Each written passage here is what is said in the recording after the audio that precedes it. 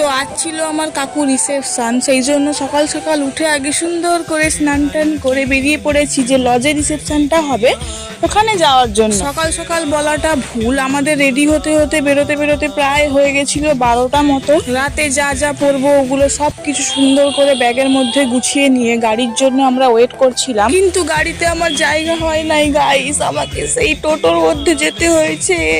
কি আর বলবো, দুঃখের কথা। চলো অ্যাডজাস্ট করে নিলাম, কাকুর বিয়ে বলে কথা, কাকুর জন্য তো এটুকু করাই যেতে পারে। দুপুরবেলাতে শুয়ে শুয়ে ল্যাদ খাচ্ছিলাম, এত বোরিং লাগছিল, আমার মনে হচ্ছিল আগে থেকে যাওয়াটাই আমাদের ভুল হয়েছে।